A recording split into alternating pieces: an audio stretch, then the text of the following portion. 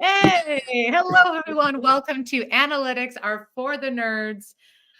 We are in week 16 of the year, 17, something fun like that, which it doesn't matter. It doesn't matter, everyone. So let's go.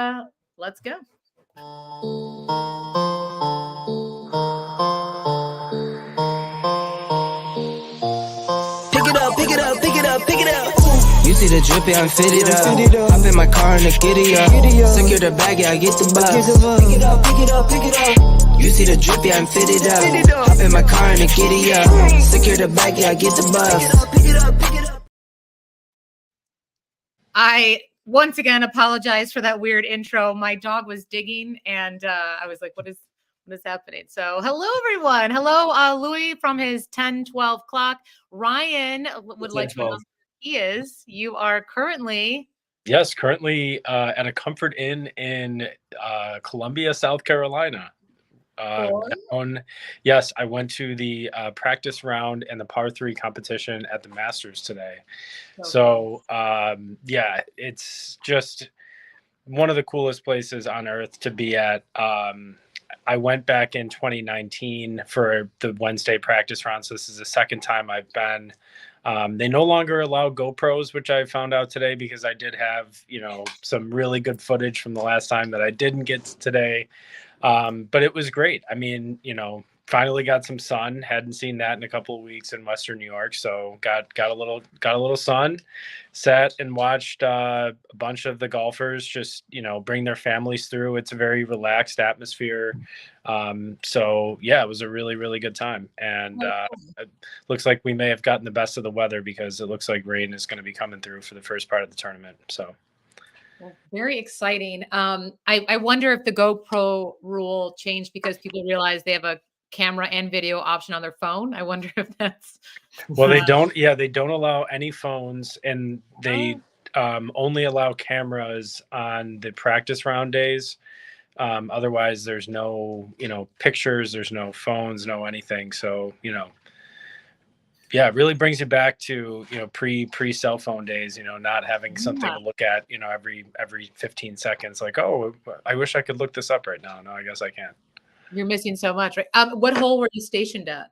So we posted up basically at the for the par 3 course between holes 8 and 9, which are like right on the water, and the tee boxes are kind of like facing each other, so you could get a view of both greens at the same time.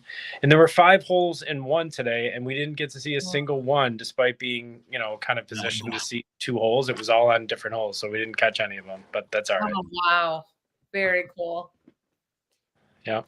Are you coming back home then tomorrow? Kind of thing, so we're going to an Atlanta Braves game tomorrow, and then we drive home on Friday. So nice little week trip, a 5-day trip, and not looking forward to the 14 hours to return home. But that's all right. Yeah, but that's a bucket list trip. Very cool. So I'm glad you had a good time. Louis, I can see you're not at the Masters. Anything fun to report this week for you? I mean, there's always stories. No, I'm not at the Masters. It's still 10-12 as always. I'm not gonna. The Eclipse. We'll talk about the Eclipse, I'm sure. Yeah. Yeah, that's it. Cool and slow week. Yeah. Well, we have a very exciting guest joining us on the podcast this week. It's Stacey Perez. Hello, Stacey. How are you? Welcome. I'm so great. How are you guys doing? Thank you so much for having me. Doing well. Everyone here is being born except Ryan, who is watching the Masters. He's going to go to a Braves game. I'm so jealous. That's my team. Oh, yeah. Oh, isn't it? Yeah. Have you been to Truist Park before? I have not. Wow. And, I'm not the biggest baseball fan, but I love going to games. Who doesn't, right? It's like the best sport to actually go to in person, I think, and sit at a ball game. So I'm very excited. It looks like we're lucking out for the weather. They're playing the Mets, so probably not going to have too much of a competition. Well, sorry, no offense, Lou. My dad's a Mets fan too, so yeah, no. We can't all be perfect. We're going to really enjoy the Battery area outside Truist Park. Just mark that down. All right, we'll make some time for it. We're going to get there early tomorrow, so we'll probably have some time to walk around. Very cool. Louis, just so you feel excited, the designated hitter from the Mets is now on the Blue Jays, so he's closer to us when he gets dropped down. Yeah. It's Big been boy. a fun start to the Mets season. Let me tell you. I knew it wasn't like 162 games, right? But like I'm diehard, and today when the game got postponed, I was kind of like, yeah. I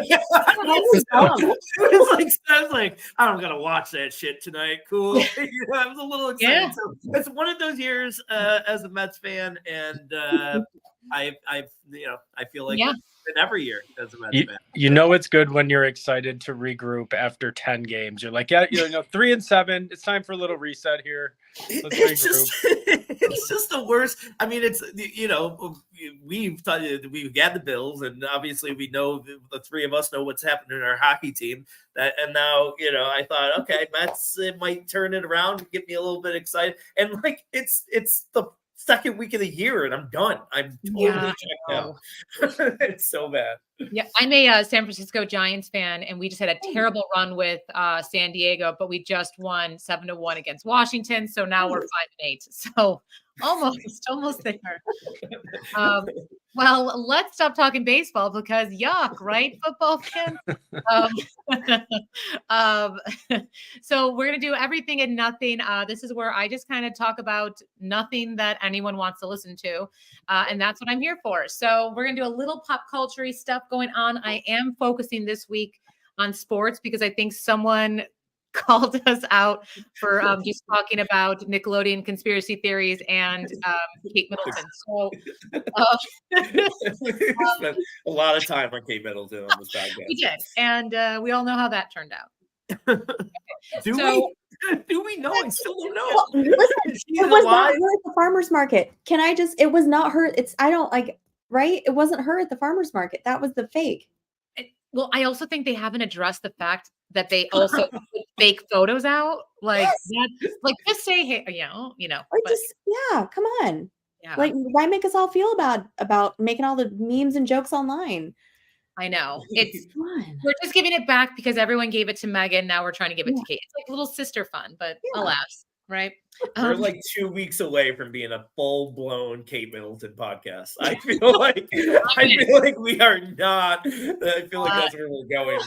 I think Stacey and I are in, and then we're going to get totally in. Okay, we're getting bunk beds talking Kate Middleton. Real conspiracies. So I've got a couple of fun things. So we also had a really great week in college basketball. The 41 week of college basketball finally came to an end. We saw that very exciting. Bill Murray's son Luke is an assistant coach at UConn. His team won. And another interesting thing for maybe just me is that there was 4 million more viewers for women's basketball. So everyone, did you guys watch more women's at the finals? Did you watch any of it? Great championship game. Was it the, Caitlin Clark stuff? Was that a good game to follow? I watched the women's game. I had my cousin and her daughter were in town, and my cousin played college basketball, and her daughter is going to be just super tall also, and she's super into basketball. So we all watched together. It was a lot of fun. But I didn't watch the guys' game because I was too busy watching my Braves play the Mets. Ryan, did you watch? I'm sure you watched all of it. I did watch the women's game. I started getting into it when it was the Iowa LSU game, and then I followed up and watched the UConn game, and then the South Carolina game. I started to tail off once it was getting a little bit out of hand. But yeah, look, it's a great story. So much fun to watch. I mean, the closest thing I've seen to Steph Curry in basketball form, just the shots that she's able to make. I think it's great for the sport. And I mean, that was just, especially going back to that LSU game. I mean, that was such an entertaining game. It was like just a pure, like just a great game. It was so much fun to watch. So yeah, I've been tuning in. I didn't really get big into the men's tournament this year. But yeah, I was very much following the women's side of things. Louis, do you think women are allowed to be in sports? super similar to Ryan. No, actually, and you're joking, but I watched so much of the women's tournament this year, and Awesome. hardly watched the men's tournament. And what is, I mean, really, it's so captivating for me, for someone out, that may have not watched a lot of women's sports, but that these two specifically just really brought these ratings in like crazy, and I was into it. Like I was fist pumping, but I don't know, man. I'm a maybe one day I'll think a girl is funny. You know what I'm saying? I'm really growing as a guy. So fun. Yeah. I was always interested too with in terms of now the men's game. Some people were like, I can't believe UConn won. I'm like, why? They were winning all season. Why are you surprised? Like, why? It is interesting that Purdue and UConn, both first seeded teams, went head to head, but is that surprising? And I don't know if that is, but it seems to be less in the women's sport than it is the men's. I feel like the top dogs always get out of those brackets pretty well. Like the top teams, I think they separate themselves more than the rest of the country. The men's tournament seems to have a lot more upsets throughout it. Yeah. So speaking of more basketball, I always love when players who decide to either stop their education, they go right into the draft, or they keep continuing their education. And one that I thought was very interesting, I don't know if you guys heard the story, is that Bronny James, LeBron's son, is going to forego his senior year, and he's going, or not even senior, he's 19. He's a sophomore. He's going to go into the draft. And there was an anonymous GM who said that Bronny is nowhere ready to play for the NBA, and he has about 90 prospects he would put ahead of him. So that's kind of very dramatic, but also great for LeBron, because then he's like, yeah, my kid has a lot of work to do.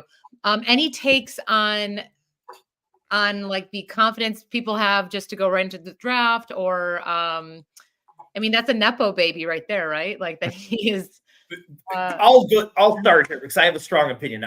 This whole thing is 100% like a marketing thing just to get LeBron next year. Like some team, and this is like so cool to think about it, as far as like we could even make it like an NFL thing. Like, what if Tom Brady's kid was coming out of the draft, he sucked though, and Tom Brady was like, wherever you draft him as a wide receiver, I'll sign with you next year and help you make. Like, where would you draft that player knowing you only get 1 year of a superstar?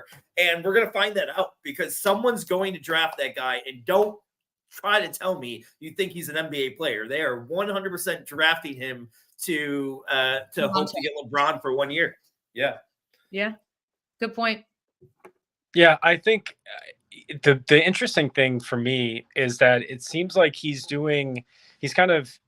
wants it both ways. So he's declaring eligibility, but he can also go back to school if he ultimately elects not to choose to go into the draft. And it seems like, he just wants to maybe go through the process so that he can talk to the scouts and maybe get the intel on a future year.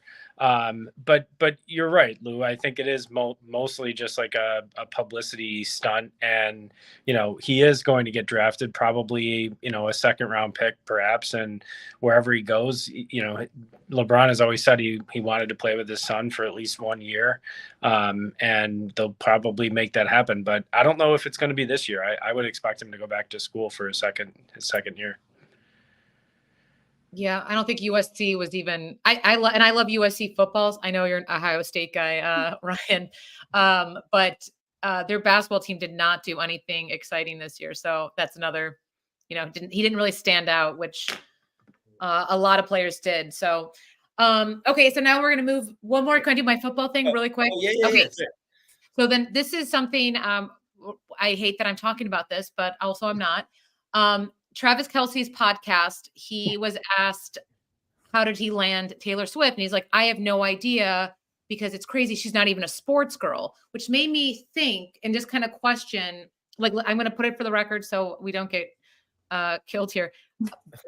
Go Taylor. Like, I'm so in favor of her succeeding and, doing all that stuff.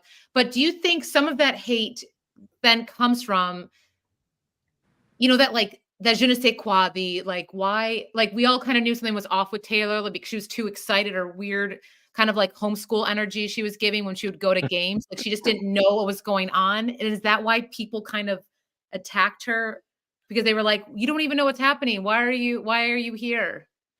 I think so. I mean, I think that was a lot of it, that and then her fans, having the same kind of, not understanding really the game or anything like that. And then people, you don't want anybody, coming in on your territory and your sport, on your team. And especially, especially, poor Taylor does attract a lot of very strong opinions from both sides. But yeah, I mean, I think it is. I think it is a lot of that. And so what? So she's going to support her boyfriend. Who cares? Like let the woman go have a good time at a Chiefs game. I mean, come on.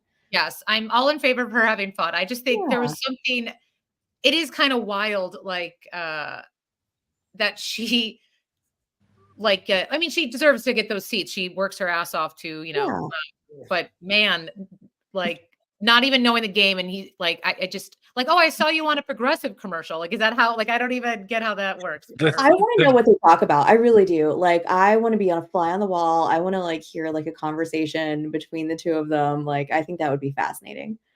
Yeah, probably. Yeah.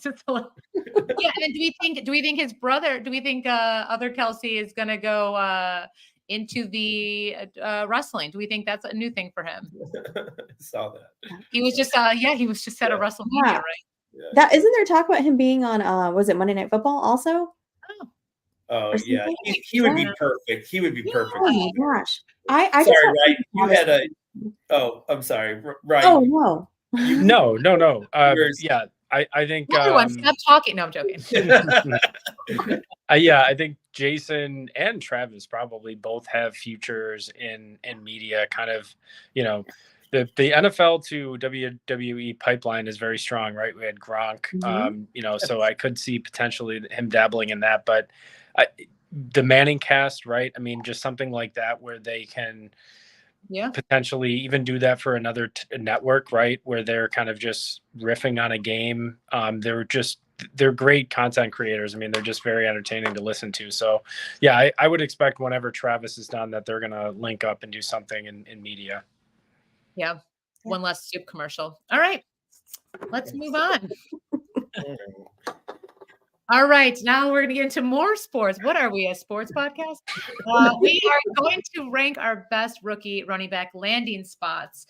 I don't know if anyone wants to shoot off their maybe top 5 picks, and then we'll just kind of go from there. Right. You want to start? Sure. Yeah. I do have 5. I have 5 spots, and I thought I'd make it a little bit more interesting and add a specific draft prospect to the team in the dream scenario. So the first team on my list for landing spots. Oh, already the mirror clock at right when you 9 seconds in. Right when you said we're at. Unbelievable. I've got all 5. Let me just find it. Yeah. Ryan's a lawyer in his day job, and sometimes he'll charge us for his 20-minute rant. So we good advice. It is good advice. Yeah, I mean, that's hard. He's very accurate. You have a very good track record, Ryan. So yeah, okay, we're back on the clock, Lou. All right. Yeah. It's trying to throw me off here. That didn't count for my own time. That was interruption. No. Okay. So the number 1 spot, in my opinion, is the Dallas Cowboys. They have the greatest need, plus a good offense, a decent enough offensive line. They're starting to deteriorate, but I think Jonathan Brooks is the perfect player for the Cowboys. He may not be ready to start the season. He might, be recovering from that ACL tear, but I think he's the number 1 dynasty running back in this class, and he's a Texas guy. I think it just makes too much sense for the Cowboys to not pick him up. The next best landing spot for a running back, in my opinion, is the Chargers. And I would love to see Blake Corum reunited with Jim Harbaugh. I know it's very cliche and maybe predictable to point to Corum as fitting in with the Chargers, but I really do think it could be a match made in heaven with the style of offense that Harbaugh wants to run. And obviously we've seen what Corum was able to do at Michigan. Next best situation, I think, is the Panthers. I think they have the need for a 3-down workhorse running back. If Sanders is still even there next year, and if Hubbard's even still there, they're probably only a committee type back at this point. And for Carolina, I think Trey Benson is the most interesting name. I think he's the most ready to step into a large role. And so I think he probably fits their need the best. Next, I have fourth on my list is the Bills. And I would love Jalen Wright with the Bills. I know we have James Cook, but I still think we need potentially either a 1A or a 1B. And Wright is elite, I think. And my last team is the Raiders. And the prospect, I'm going to go a little bit off the board here. Someone who's picking up a little bit of steam lately is Kamani Vidal. He's a little bit lesser known. He was, I think, a division, whatever, it's the 1A program. So he's playing against lesser competition, but has some good measurables, tested well at the combine, and was a Senior Bowl guy. So why not Kamani Vidal on the Raiders? So those are my 5. All right, I'm done. Lou, what was if that dude gets 1 carry for 7 yards, I will get a text immediately from Mura. I told you about the daily. Bring it up. Put it on the podcast. No, real quick, just I'm glad that you did that, and then we'll go to Stacey and see where you disagree with us boys. But as much as I joked around about you putting specific players there, I actually, it kind of goes to my point perfectly because I just tweeted about this the other day. I think that whole first tier, those top 5 guys are so even to me, and so kind of the lackluster. It's kind of a lackluster year, but I'm only going to be drafting off of where they go. These top 5 situations, because I'm not going to say, oh, I like this guy's profile better, this or that. I'm going to draft by situation. I agree with you. For me, my 1 was the Chargers. My 2 was Cowboys. So those are just swapped. And Carolina was number 3 for me as well.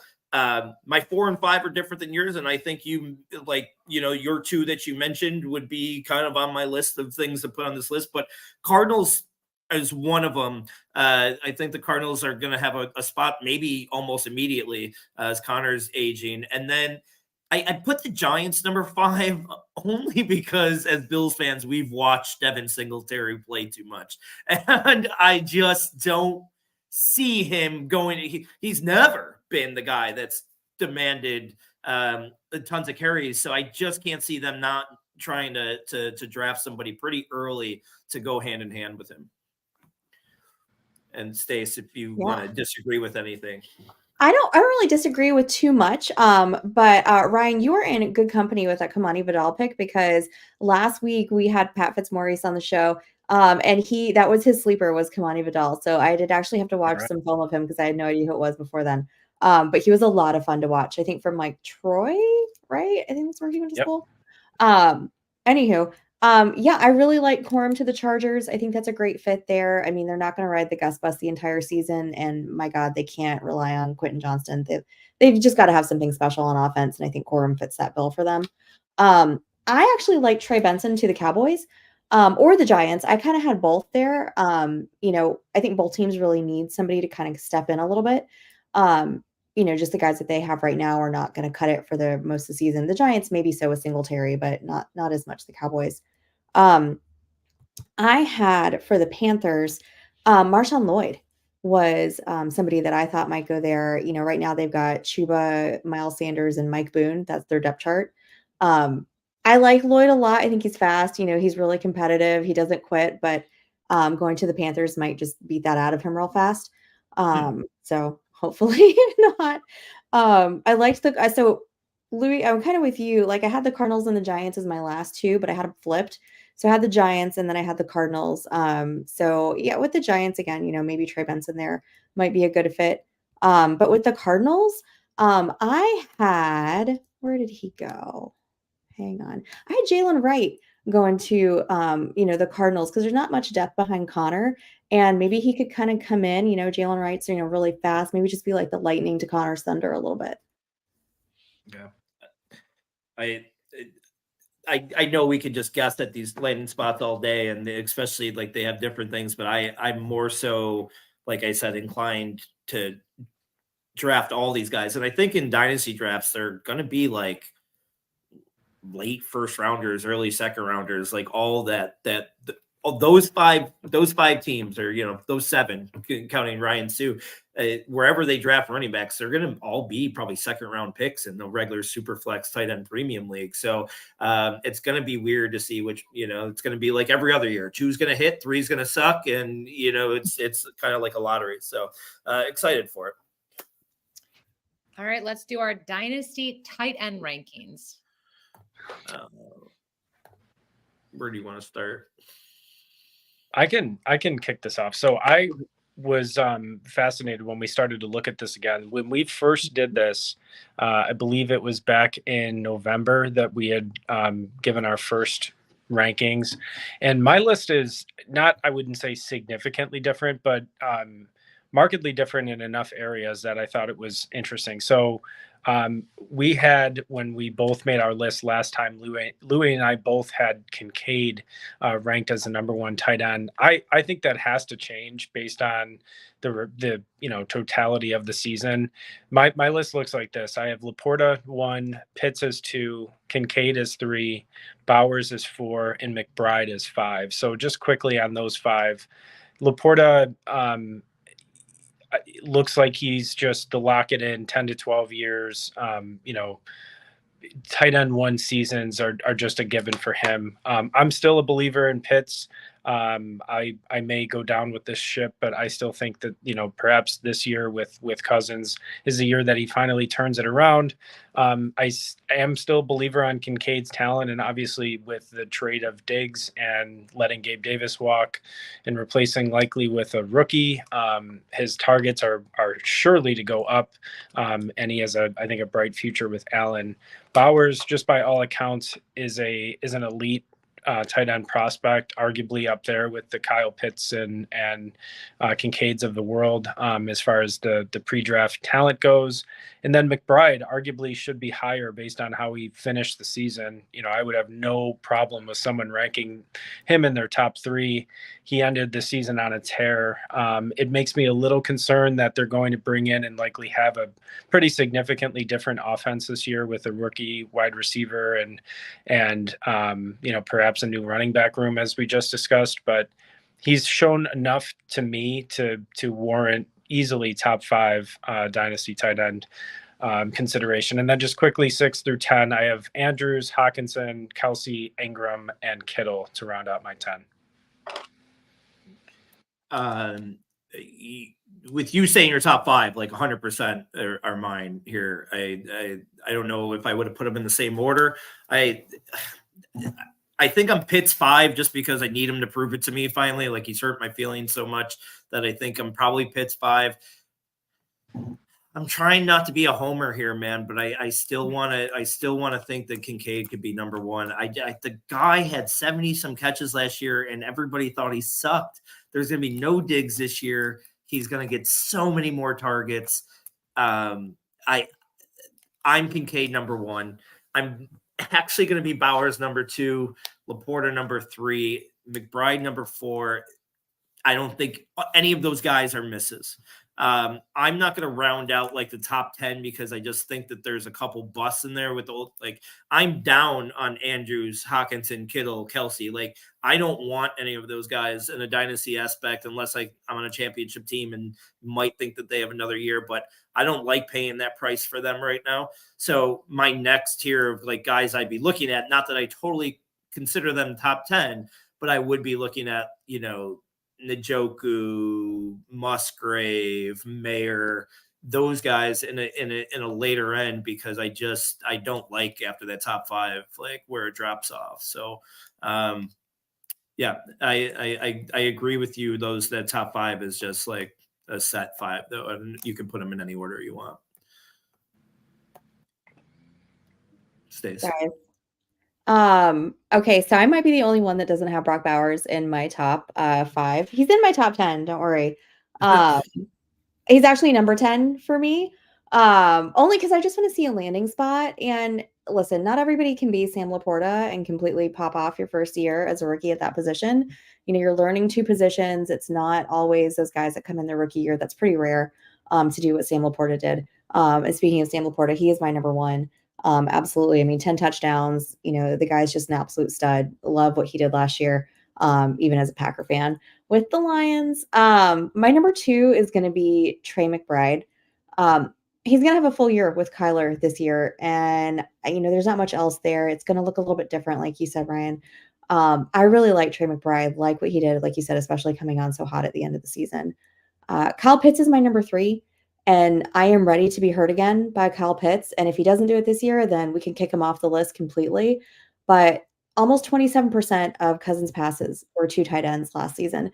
And that was 5th in the NFL. And I mean, he loves throwing to his tight end. I think he's going to come in, and you've got a competent quarterback there, that's going to finally make Pitts shine, London, everybody on the Falcons offense, I think. Kincaid is number 4 for me. Everything we said, right? Diggs is gone. I don't care if they sign anybody else. I think Don Kincaid is going to really come on this year. I like it. And then I don't care that he's old. Lamar loves him, and he puts up numbers. Give me Mark Andrews at my number 5. Yeah. I'm just a little bit down on him. Again, that's more probably coming off the injury, and the age thing just scares the hell out of me, especially when I'm in Dynasty. Especially these, I just feel like these top 5 guys are just so good. I still think Pitts is undervalued because of his last couple of years. I think Kincaid is undervalued because his numbers weren't great in the beginning of the year. I think McBride and Laporta are just kind of too high for my liking right now, as far as how other people look at him.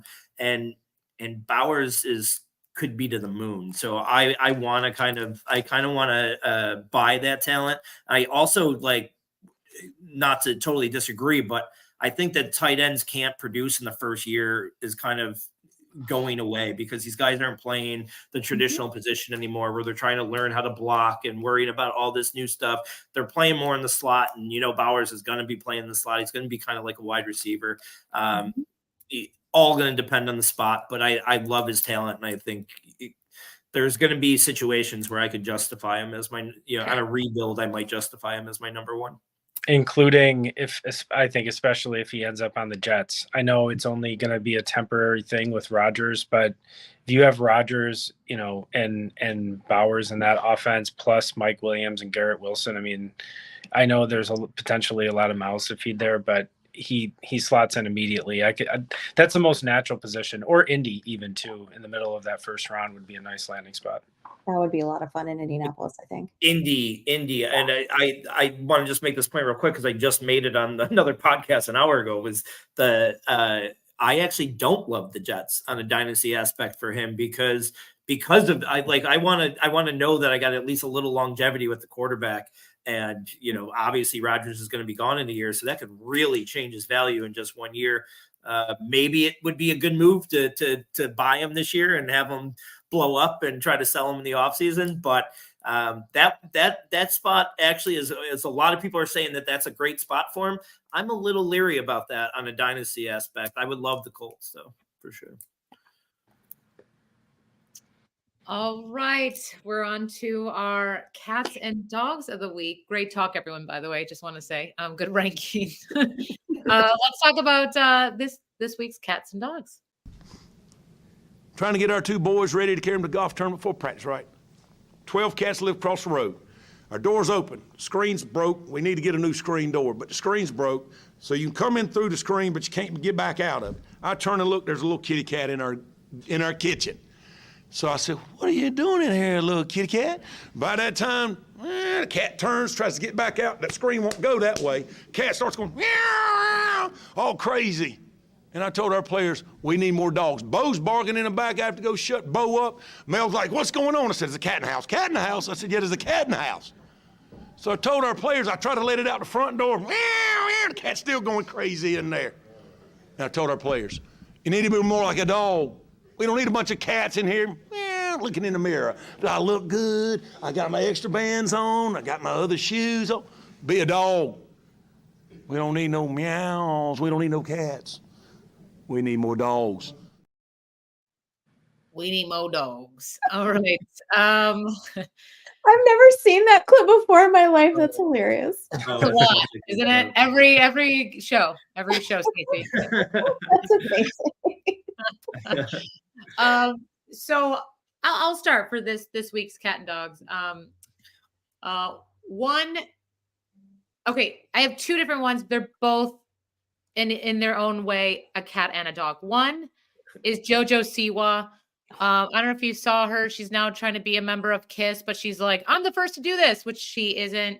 But I'm proud of her because, like, I'm sure there's some weird stuff going on. If I had to tap dance around people in Lycra, I would be just okay. So I'm happy for her and her like radio DJ voice that she's got going on. It's good. My other cat dog this week is Jelena Gott, Louis' daughter. Hey, Jelena. You should be sleeping. One is because she's so adorable and sweet. How old is she now, Lou? She just turned She's 3. just Three. turned 3. Yeah. And so the sweetest, she always asks about the podcast. She is, so sweet. So I actually ran into Louis and Jelena this week. There's a little there's a park right near both of our houses. And I saw Louis, I said hello, and Jelena was playing, and he's like, hey, Jelena, like, it's Allie. And I waved, and he's like, from the podcast. I was like, hey, he's like, do you want to see her? And she was like, no. And then I had to explain that I was like, my natural face, like I had like my natural eyebrows, like if nothing was drawn on. And so I had to explain, like, no, I'm the one for the podcast. I just it was like, I just look like this. I know. So she is the best. Was the worst on Sunday. Was the worst. I like that. That's hilarious. I'll let her know. I'll let her watch that clip. Yeah, but hey, girl, go to school. Anyone else have some cat and dogs of the week? Ryan, you gotta. Sure. All right. My cat of the week is Stefan Diggs. And look, this is not me being salty. It's just like kind of, I'm just shaking my head now at some of this like stuff that's going on, right? The breakup stuff and just kind of how everything is being handled now, and the hard feelings and getting into it with Bills fans. It's never really a good look. And trust me, Bills fans are as much, if not more, to blame. Need to just kind of cool it and let this guy live his life. But it's just not a good look when he's just I don't know, he kind of looks like he's got sour grapes right now, and that isn't a good look. And then for my my dog of the week, it's going to I'm like drawing a blank as I'm trying to like think again as to who I was going to pick for my dog of the week. Jelena Gott. It was also Jelena for not recognizing Ellie. Come back to me on my dog. Here's a follow-up question for you though, Ryan. In terms of Stefan Diggs, are you the kind of person when we lose a player on your home team, do you unfollow them on social media, or do you like? I did unfollow. I'm not interested in what he has to say anymore. He's playing for the Texans, so. I did remember my dog in that meantime. It's Scotty Scheffler, just because I think he's got a really good shot to win the Masters. And I didn't place a bet, but if I had to, I would pick Scheffler to win the Masters. And he had a really good interview. I think it was like in the lead up to the Masters, just talking about some things, and I liked his perspective. So he's the dog of the week for me. Oh, very good. Louis or Stacy, do you guys want to go? Go ahead, Stace. I can go. Okay, so I'm gonna start with bad, I guess, with the cat. So both mine are sports related, and my Atlanta Braves, the aforementioned Braves here, we are probably gonna lose our number one pitcher for the whole season in Spencer Strider. And I think he's gonna have Tommy John surgery, and that'll be his second time having that surgery. It's just brutal. I mean, like, my God, like first week of the season, like, come on. So just absolutely brutal. On the plus side, I did do a fantasy baseball draft this year, and the guy in front of me, out of spite, took Spencer Strider so that I couldn't take him. So, haha on you. That's what you get for being a sniper. So anyway, so that's a bummer. So Ryan, unfortunately, you're not going to get to see Spencer Strider pitch when you go to the Braves game. My good thing, though, is also sports related, but it has to do with the Tampa Bay Lightning, and they clinched their playoff spot. That's my hockey team, and I didn't have high hopes this season at all. So the fact that we even made the playoffs is something to celebrate. And I thought it was going to be a cheap summer for me. Unfortunately, it is not going to be, but I'm back. Okay, I'll bite. What are playoffs? What a play! Oh yeah. So yeah, so I'm a Lightning fan. So we do this every year. We're Sabres fans, so Yeah, it's a little bit rough. Right, that's a good line. Yeah, I have more questions for you someday. We're running late, but I want to know how you became Atlanta and a Tampa Bay fan. It seems random. weird. We'll talk about it in Vegas. All right, cats and dogs of the week. My cat of the week. The Eclipse. I mean, it was fine.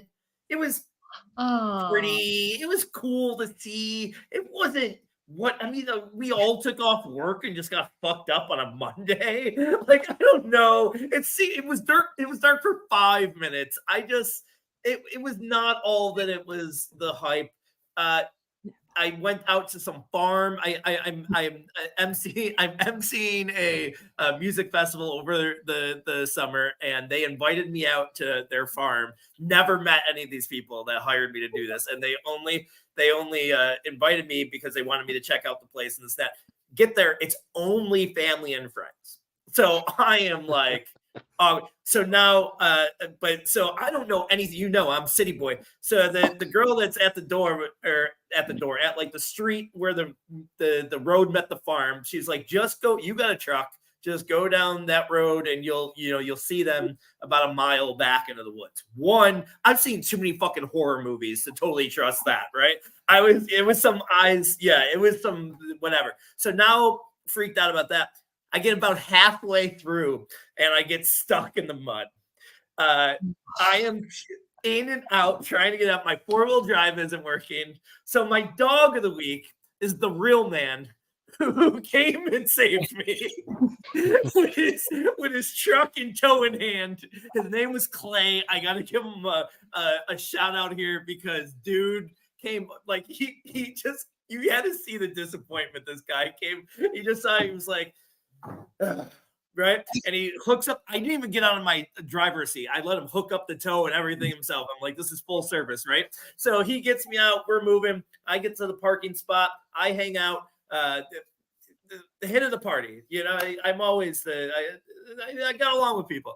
I tell Clay, hey, thanks for earlier again. He goes, hey, make sure you stay to the left this time. I go, yeah, I know. And on the way out, I got stuck in the fucking come back. No. I couldn't be more dumb.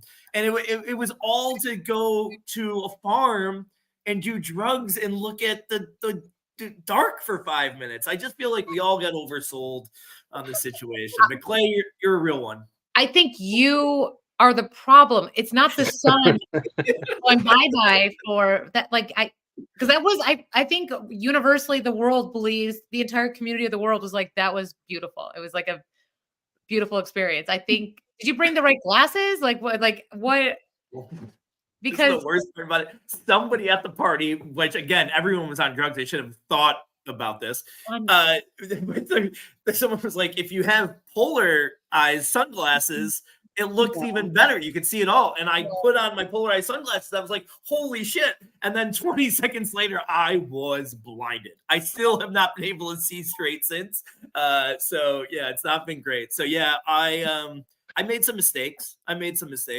You know when we always joke like, Louis, this GED, like that is why we stay in school. I totally get it. I think I have a lawsuit against stare at the sun or something. Yeah, like I'm gonna fight back the man. Oh my God, what they were giving out these glasses in libraries. What is libraries? What did they? Why didn't they just give them away in fucking Ponderosas? They might as well just the libraries. Libraries aren't even a thing anymore. So no, I didn't have my glasses. I may have looked into it for a little bit. Polarized sunglasses, not blind yet, but someone's going to be hearing my complaint. Oh man, the dog next door is hating my ranting right now. He's like legit, barking at me. That is good. All right. All right. So now, are we doing? is our no, draft? we're good. Yeah, we're doing sport. All right. In honor of our dear Ryan, we are going to draft our favorite sport event, or just sport event, or a event in sports that has happened. And yeah, he'll be back. Right. He'll be back. That's what happens here. Yeah, let me get the order here. Yeah. right. Louis' retina went bye like Ryan. All right. Ryan, Stacy, Ellie, Lou. Okay. Oh, here, I got to put Ryan back in. All right, there he is. Rye, you got the first pick. I don't know if you heard that. I did, and I'm very excited about this.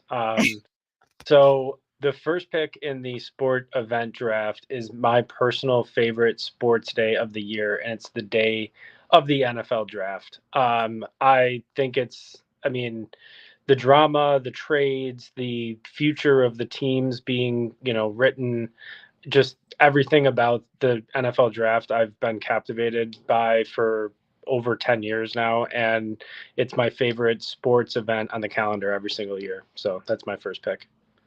Yeah, I like that. Stacey, right? you're next. Okay, I feel like I should say something football related, but I'm not going to.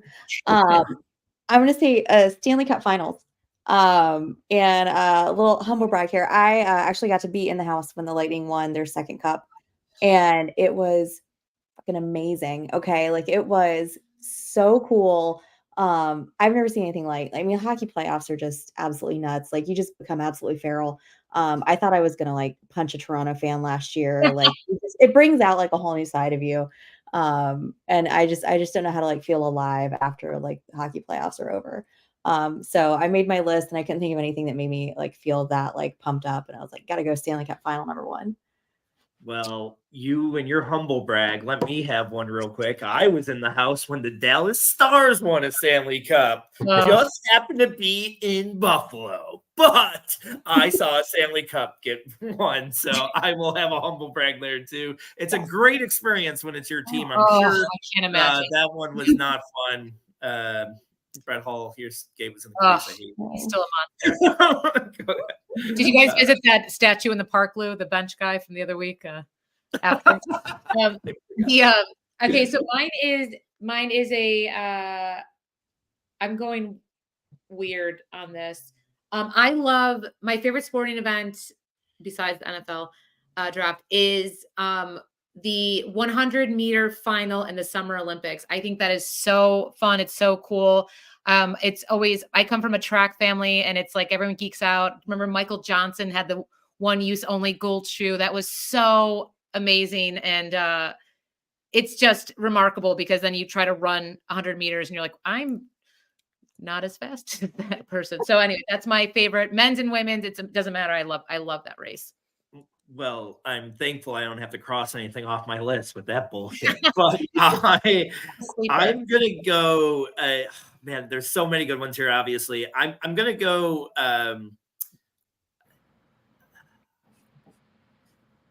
I have to go first night of the hockey playoffs. At least is one of them, and that is just because that's just the best day of year. It brings back some memories of staying out in the bars till 3:30 in the morning for 4 overtime games, and just it's my favorite day of the hockey season for sure. It will be so much more fun when the Sabres get back there, I'm sure.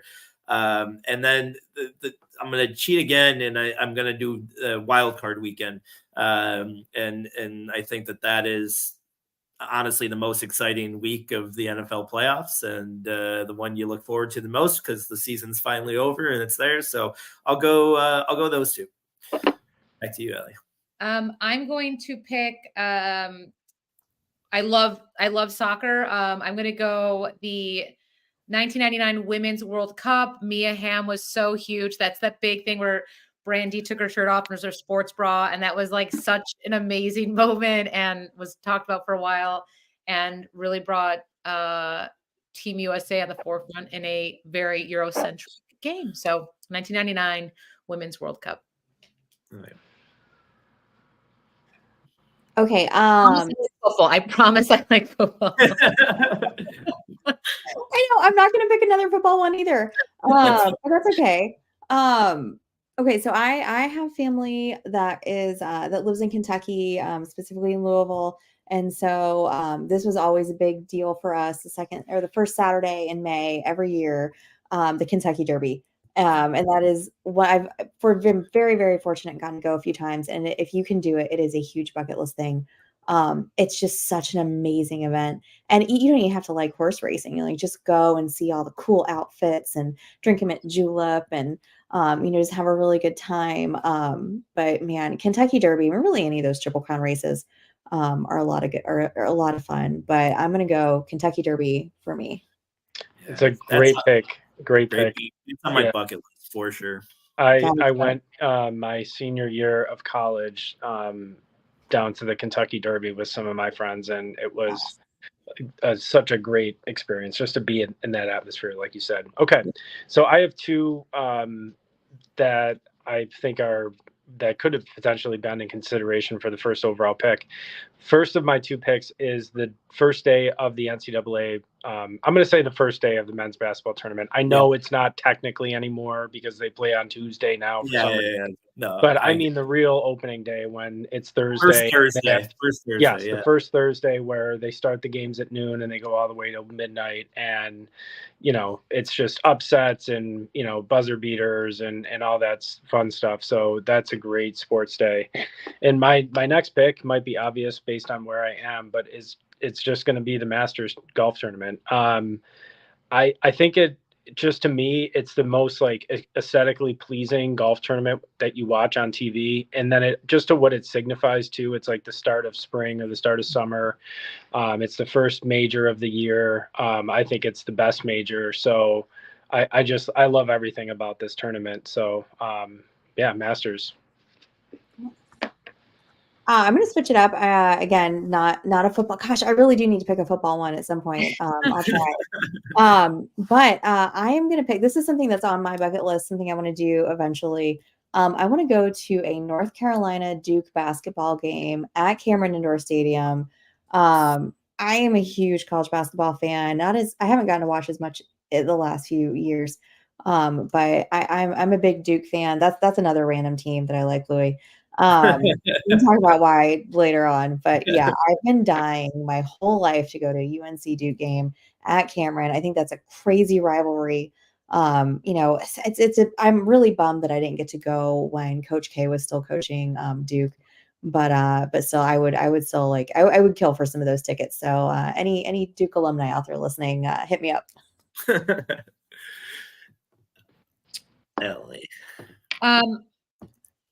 Okay, I'm because I have to do this. I'm gonna say when the Buffalo Bandits won. She's busted out is that why you blacked out the screen? I had to go to my jewelry box to get you don't have your ring just always on, huh? My finger still has not turned green. When the Buffalo Bandits won the National Lacrosse League's World Championship in 2023, and there I am.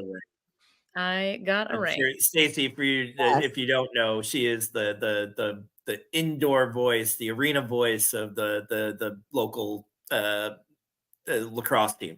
So awesome. she's the in-game host, and so they were nice enough to get her a ring when they won the championship last year, and she hasn't shut the fuck up about it since. So wear it proudly. Listen, if I had an annoying voice, I could destroy the team's morale, and since I don't, you helped to get them to that championship single-handedly, not their decades of labor and hard work, and just no, not their family, me. Yeah, yes. But really, that's my number 3. Buffalo Bandits champion. I hate picking just boring, obvious stuff here, but I need to win one of these eventually.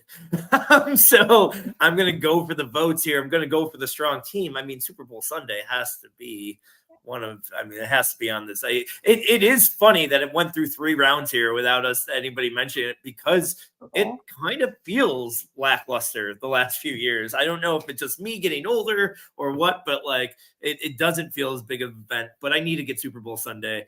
And then there's a lot of things that can go here. I'm going to put your fantasy football draft day as this pick. And when I say fantasy football draft day, obviously people are like, Louis, you're in 500 leagues. Which one?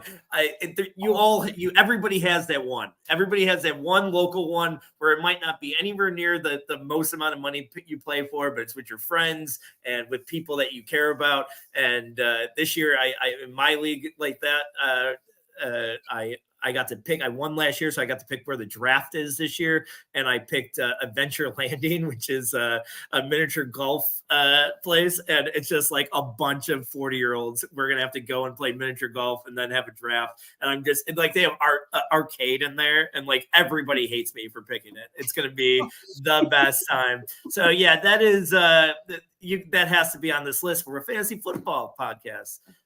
So I'm glad to have had that. And is this my last one or we're done? This is it. Your last one. This is it. All right. Okay. So I am a baseball fan as well. San Francisco Giants. I love spring training camp. I was able to go to Arizona last year. It was amazing. I think there's about 200 baseball teams somehow that play in Arizona. It's packed. It's fun. Everyone's nice. It's just really cool. It's cold. And you're so close to all the action. So spring training camp for baseball. I think that's awesome. Yeah, it's one of my favorites. That's because there's not, especially like when Buffalonians or whatever, Northerns, that usually is your first time you've seen sun in a few months, because I used to go down a lot in February. First time you see the sun in a few months, and then you pop open a beer. There's nothing like popping open your first beer at a baseball game of the year. So yeah, it's like a AAA baseball kind of feeling. So if anyone's ever want to do it, I really recommend it. Tickets are cheaper. It's just really fun. I was probably 10 feet. I used to live in Orlando. I was probably 10 feet one time watching Randy Johnson, warm up. And I mean, the guy threw 105 miles per hour in warm-ups, and just to hear that pop of the mitt that close was one of the coolest sporting things I got to notice that close. Because you just don't realize, until you're there in person, you see that. It's just, you can't totally grasp what 105 miles per hour feels like. So it's tangible. I like it. I love that pick. I wish I had thought of that pick. When I was 13, my dad took me to my first spring training game. I live in Tampa, so we have like spring training all over down here. And I saw the Braves, and I got Chipper Jones to sign his rookie card for me. And I get it when I tell you, it was like I would, if any other little girl had seen like Justin Timberlake at an insane concert, I was like crying and freaking out, and my dad had no idea what to do with me. Oh, it was such a core memory for me, though. Like that's great, Allie. I'm glad you brought that one up. Sweet. Yeah. Oh, tears. It made you cry. Yeah. I cry thinking about Chipper Jones too, but for much different reasons than you. Do you know that Allie might not know this? I'm sure you do. Maybe Chipper Jones named his daughter Shay because of how much success he had in New York at Shea Stadium. Yeah. That's that is like the biggest troll job ever. Yeah.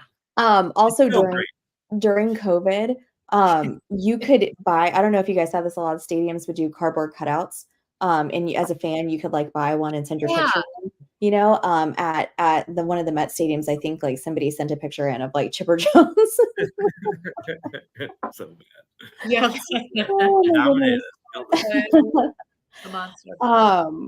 I did all that talking to give myself a little bit more time to think what I was going to pick. And I think there's so many different things in here that I have like listed. I'm going to finally do a football one. Like I promised I would do a snow game at Lambeau. Like, you guys are, Buffalo, like I'm sure you guys have been to like snow games before. I have never been. I would probably die first off as a Floridian. But I think I've never been to Lambeau. And so that's kind of on my bucket list too, is to see if I could, make it out alive. But to go do a snow game at Lambeau and see my Packers. All right, and to bring home the draft, I'm gonna say more broadly, the pick is a rivalry college football game. I'm partial mostly to the game OSU and Michigan, given that I'm a Buckeye. But just any of those games in rivalry That weekend, whole week, that whole Saturday is just great. Yep. Yeah. I think, Yeah. there's just something a little different, right? When it's your school and you go there and you're supporting your college team and there's 110,000 other people in the stadium. It's a wild atmosphere. And We get it. You went to Ohio State, Ryan. We all know. All right. I just had to make sure you didn't forget. So quickly, some of the ones we didn't hit that I thought would be obvious or whatever picked. MLB opening day is always a real fun day. I used to start at 12 and just go until 2 a.m. Just watching baseball. NHL trade deadline day used to be so much fun. It's really pattered off in the past, but I remember like skipping out of high school to go, pay attention to, that's why I got the GED. But that was good. The New Year's Eve games, college football, that's a great day. Thanksgiving Day football, I'm surprised nobody mentioned because that whole day is just great now, especially with the third game. Mhm. Yeah, that's a good one. a third game and like dinner in between, like awesome day. Because it's only once every 4 years, I didn't, or once every couple, is it? Ryder Cup day is fun. I have that. Olympic hockey is played at a level that's never played in the NHL sometimes. NBA and Christmas is great, and then I did have one funny one, which is the day after the MLB All-Star game, because there's no fucking sports. And a guy like me that gambles on everything can take a break and breathe and say hello to the fam, so that's one of them. Any other obvious ones that you had, Ryan or Allie? Yeah, I had this. I was trying to stall too at one point, Stacy. I was trying to think of what the name was, but I love when the red zone is at like triple box or more. I'm like, that's one of my favorite times of a game. Is like, oh, there's like the Octobox. Octobox is like, yes, right. But that was and then Wimbledon is always fun. Anytime a Grand Slam is about to happen. Serena Williams' career, that's great. Yeah.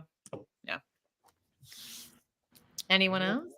I had Wimbledon on mine at the World Series. Let's see, what else did I have on here? I like that no one picked NASCAR. We're like, we're good. Oh yeah, no, NASCAR. Does running of the Bulls, does that count? Oh, that should 100% count. Yeah, and that's a great one. That is a really good one because that should count. And that's watch from a window. Yeah, it's very dangerous. Those were all great picks. Thank you, Ryan, for being out of town at the Masters, being cool, so we can do this draft. That was kind of fun. Stacy, thank you so much for joining us. Everyone, you please listen to her at Fantasy and Frames, and you have a very exciting new draft podcast next week. I think you're premiering. You want to talk about that? I do. Yeah. So actually, this is crazy. So I have 2 draft shows. We're starting next week. So I'm actually doing one with Club Fantasy on Tuesday nights. We're going to be doing kind of like a best ball, like beginners best ball kind of thing, kind of like teaching folks how to play best ball. And then on Thursday nights with Fantasy and Frames, we're doing a draft show, and that's going to be focused on all sorts of drafts, whether it's redraft, best ball, really all sorts of different things that we're going to be kind of getting into throughout the, summer. So really excited about those 2 things. Can't wait to just start spending a ton of money drafting all sorts of things all throughout the summer. Well, thank you. So we loved your input this week. Thank you so much. And best of luck. You're a busy week of sport talk. Yeah. Thanks for having me, guys. This has been so much fun. Thank you. Yeah. Have a good night. Bye. And do we we're just are you gonna I would just say I've got a Maria Bamford show in Buffalo, New York at a college. Oh, yes. But I hope everyone has a good week. I think do you want to you just don't say Maria Bamford, don't give details. It's this Friday. It's this Friday. It's at Buffalo State University. It was once a college. Gross. Now it's a university. I went when it was just a college, so I'm not like crapping on it. But it's a nice thing at their Performing Arts Center, and then the Buffalo Bandits have their last regular season home game this Saturday, and as of right now, we are projected to be in the playoffs. So keep our fingers crossed and our ring shiny. All right. Ryan, anything to plug? Nope. Well, I'll be back in town later this week, so I'll be back to your regular scheduled background next week. For the podcast, I'll just plug this. We're going to probably take 1 week off because we're about to get into the real nitty gritty. Because the next week we will be doing our draft preview, and then the week after that, draft review, and then we're in the middle of fantasy football season. So I totally understand. Stacy just texted me, "Oh my God, was I supposed to log off?" we were all just we were. It was a weird thing, but no, that's fine. Yeah, cool. Let's so we will see everybody in 2 weeks. Yeah, thanks everyone. Have a great night.